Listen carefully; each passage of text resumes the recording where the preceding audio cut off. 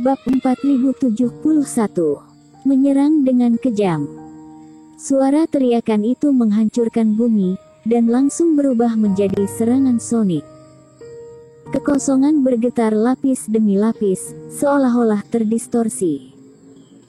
Beberapa burung iblis meronta-ronta di udara yang tidak mati diterjang guntur. Setelah diterjang oleh ombak, mereka meledak di udara satu persatu, dan berubah menjadi kabut darah. Segera setelah itu, dua siluman beruang jatuh ke tanah, dan kaki mereka yang besar mendarat, seolah-olah mereka sedang menginjak semangka, menginjak-injak semua iblis monster di tanah menjadi bubur. Melihat perilaku mengamuk dari kedua beruang hitam dan putih ini, semua orang merasa kulit kepala mereka mati rasa, tidak bisa dipercaya. Apakah iblis monster saling membunuh iblis monster? Apalagi hanya dua siluman beruang ini, yang dapat menciptakan guntur yang mengejutkan orang, serta membunuh ribuan iblis monster begitu saja. Selain itu kedua siluman beruang itu tampak aneh, belum pernah ada yang melihat siluman beruang dengan warna yang aneh. Entah kenapa, setelah kedua siluman beruang mendarat di tanah, kabut putih tiba-tiba muncul di area itu, perlahan-lahan menghalangi pandangan semua orang. Hah, ada formasi, mungkinkah ada manusia di sini? Semua hati kultivator sedikit tergerak, iblis monster pasti tidak akan bisa menggambar formasi besar, tetapi di mana ada iblis monster, bagaimana mungkin ada aktivitas manusia? Ayo, mari kita pergi lihat, kata seseorang dengan berani. Setelah itu, semua kultivator mendekati sekitar formasi. Di dalam formasi besar, kabut putih terus bermunculan. Erikkin terbang turun dari langit, melihat mayat iblis monster yang padat di tanah, dan tidak bisa tidak mengerutkan keningnya. Adegan ini sedikit besar. Dirinya tidak menyangka bahwa kabut racun dari daratan klan iblis akan sangat efektif.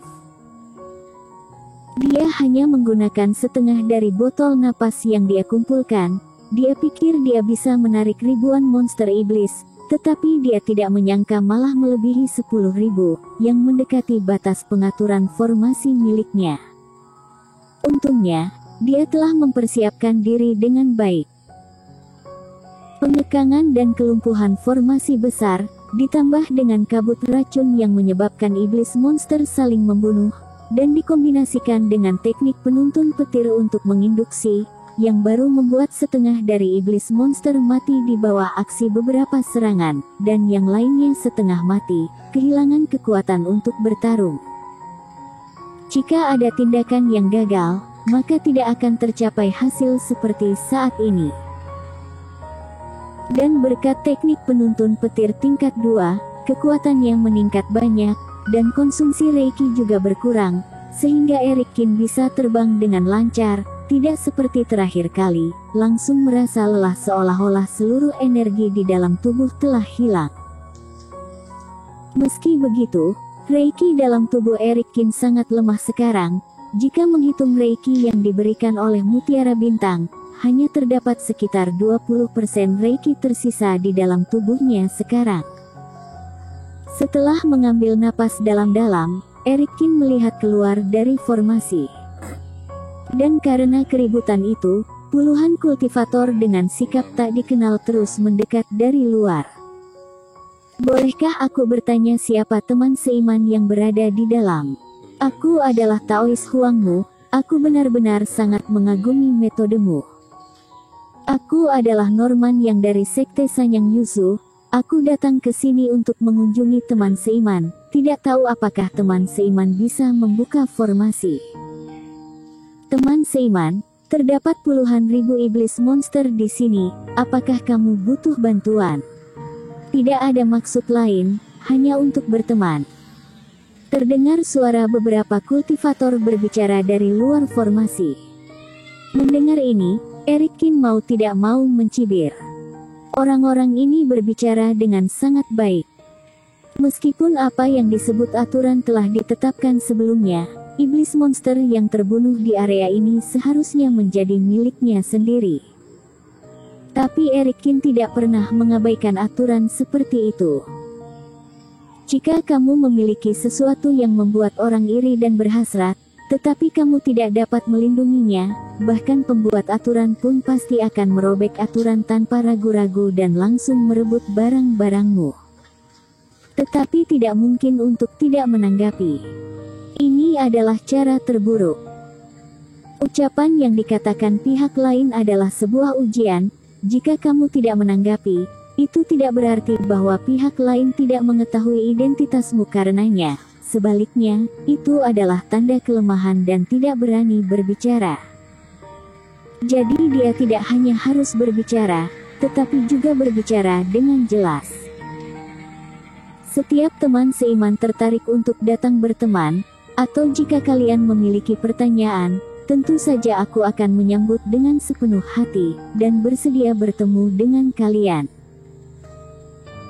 Namun, kalian semua pasti juga sudah menyadari apa yang terjadi barusan. Untuk menghindari cedera dan perdamaian, aku menggunakan formasi sebagai batasan.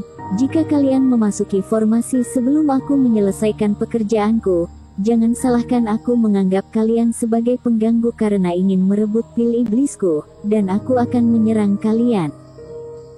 Eric Kin berbicara dengan keras, kata-kata pada bagian awalnya sangat sopan. Namun pada akhirnya, ketika topik berubah, ada sedikit nada kejam dalam ucapannya. Bukankah kalian ingin berkenalan denganku? Baiklah, aku bisa bertemu dengan kalian. Tetapi itu adalah hal setelah aku menyelesaikan masalahku. Itu sama saja dengan perang jika kalian masuk lebih awal. Ben dan Benny, kalian berdua kumpulkan pil iblis dan berikan pada tetua Fu. Setelah memperingatkan pihak luar, dan memberi perintah, Eric Kin langsung memasuki ruang memurnikan obat, dan pada saat yang sama meminta iblis Fu untuk mengumpulkan pil iblis mewakilkannya. Sekarang orang-orang di luar formasi, yang tidak tahu kemampuan dirinya, bisa menggunakan metode formasi untuk menunda beberapa waktu. Tetapi metode ini tidak dapat diseret tanpa batas waktu. Jadi dengan memanfaatkan waktu ini, dirinya harus mempercepat pemulihan Reiki. Di luar formasi, banyak kultivator mengerutkan kening seperti yang diharapkan. Kata-kata Eric Kin tidak rendah hati atau sombong, ucapannya tidak terdengar seperti seorang anak muda yang tidak tahu dunia, tetapi seperti orang tua dengan banyak pengalaman. Setelah mengatakan ini, dia menunjukkan kelembutan dan kekejamannya. Bahkan jika mereka ingin masuk, tidak ada alasan yang masuk akal. Jika benar-benar dibunuh oleh Eric Kin, maka orang itu pantas mendapatkannya. Teman seiman cukup sombong. Norman yang dari Sekte Sanyang adalah seorang pria paruh baya. Setelah mendengar kata-kata itu, dia juga bergumam dengan suara rendah. Memang sangat sombong. Di sampingnya, seorang orang tua tersenyum. 10.000 iblis monster, pil iblisnya tidak sedikit. Kekayaan menyentuh hati orang. Dia seharusnya takut dirampok oleh teman seiman.